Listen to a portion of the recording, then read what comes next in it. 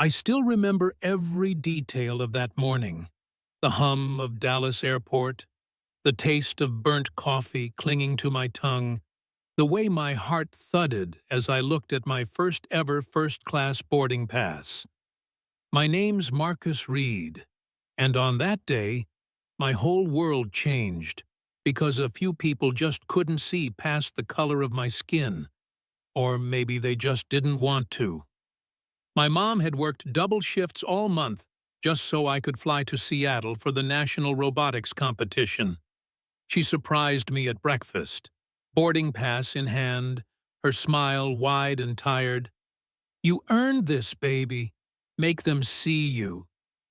I swore I would, but I had no idea just how hard it would be.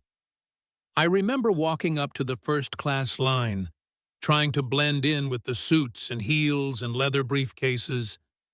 I could feel eyes on me, people shifting, some whispering, a lady clutching her purse tighter as I got closer. The gate agent, a woman named Mrs. Palmer, didn't even look up at first. She just said, "Economy line's over there." I told her politely, "I'm first class, seat 2A. She looked me up and down, slow, like she was searching for something wrong. "You sure, sweetheart?" She took my ticket with 2 fingers like it was sticky. She scanned it, and her eyebrows shot up. "Well, guess so." She let me through, but I could hear her mutter to her coworker, "Didn't expect that today."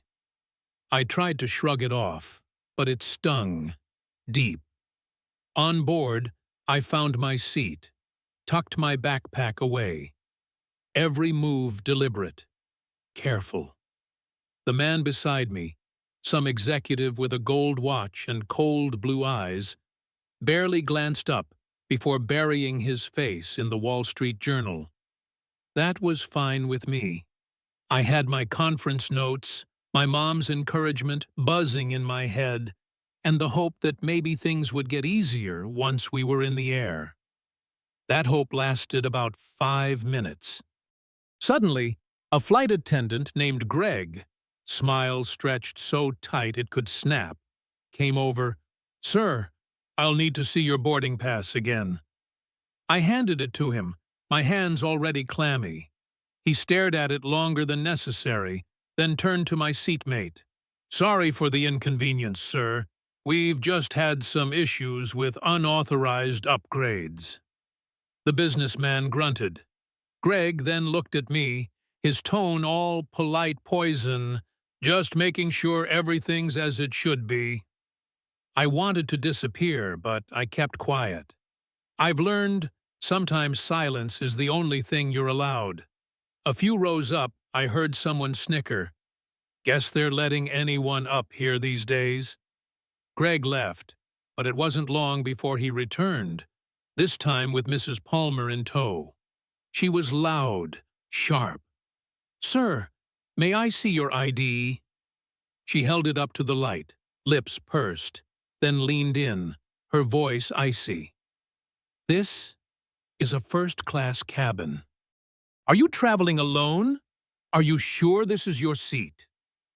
Passengers were watching now, curious, entertained, a few openly amused.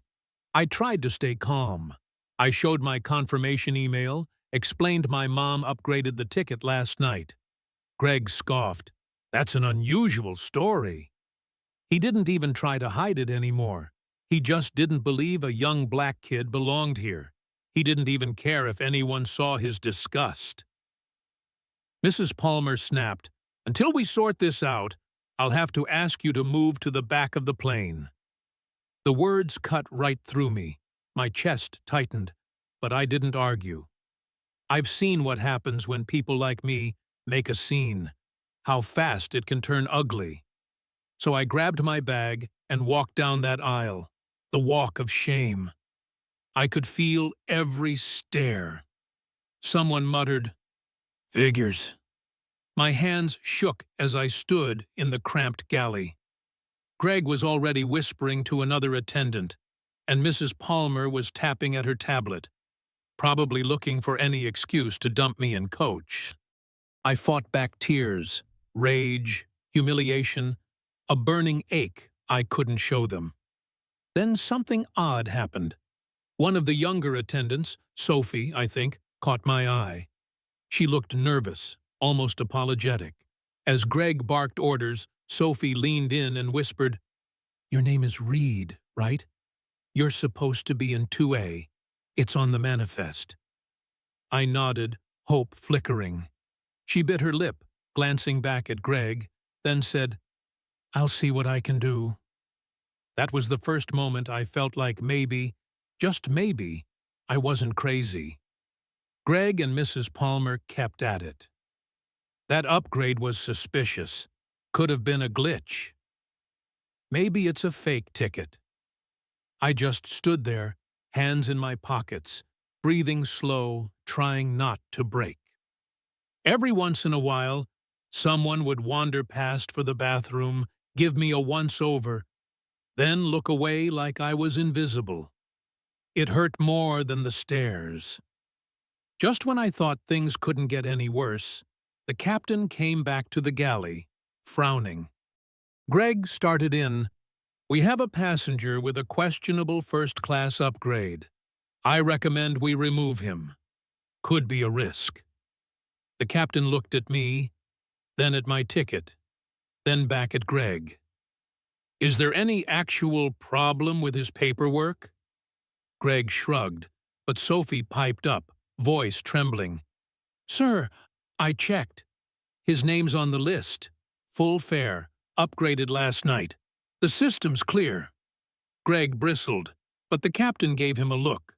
One of those enough looks. Greg just huffed and walked away, but not before shooting me a glare. Sophie smiled a little. "You should go back to your seat." I nodded, thanked her under my breath, and started down the aisle, half relieved, half terrified. I could hear Mrs. Palmer grumble, "Must be nice to have friends in high places." She had no idea.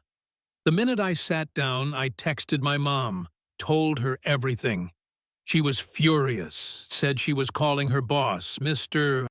Fulton, the regional director of the airline, the man who'd always treated her with respect, who told her if she ever needed anything, to call. Within minutes, things changed. Suddenly, the captain's voice came over the speakers. "We apologize for the delay. There's a manifest issue being resolved." People groaned, but I saw Greg freeze, his face turning pale as he glanced toward the front. A few minutes later, a man in a suit, Mr. Fulton himself, boarded the plane. He walked straight to me, shook my hand. "Marcus Reed?" I nodded, heart pounding. He turned to the crew, his tone steely. "Is there a problem with this passenger?" Greg sputtered about protocols and security. Mrs. Palmer jumped in. "We thought the upgrade might be fraud." Mr. Fulton's eyes narrowed. "His upgrade was processed through my office. Is there any reason he should be treated differently than any other first-class passenger?" Silence. You could feel the tension ripple down the aisle. He went on, loud enough for the whole cabin to hear. "Discrimination of any kind is not tolerated at this airline. Both of you, Greg, Mrs. Palmer, please gather your things. You'll be debriefed after landing." The looks on their faces, pure shock, anger, humiliation. For a moment, I almost felt sorry for them. Almost. The businessman beside me stared, slack-jawed. He didn't say a word, not then, not for the rest of the flight. Passengers were whispering now. Some even pulled out their phones to film Greg and Mrs. Palmer's walk of shame off the plane. Sophie passed me a water, her hand shaking. "I'm sorry," she whispered. I nodded, too drained to answer. The captain apologized to me personally before we finally took off, said if I needed anything to let him know. For the rest of the flight, nobody bothered me, nobody dared. When we landed, word had spread. The airline issued a statement: zero tolerance for discrimination, ongoing investigation, affected crew placed on immediate leave. Online, I saw videos already going viral, passengers sharing what happened, calling for accountability. Greg and Mrs. Palmer, both suspended, later fired. Their faces were splashed all over the news for a week. Examples of what happens when you let your prejudice decide who belongs where. I didn't celebrate. I didn't gloat. I collected my bag, called my mom, and walked out of that airport with my head high, tired, changed, but proud. The world doesn't fix itself in a day, but maybe, just maybe, the next time a kid like me sits in seat 2A, the only thing anyone will care about is whether his seatbelt's fastened. And that's enough for me.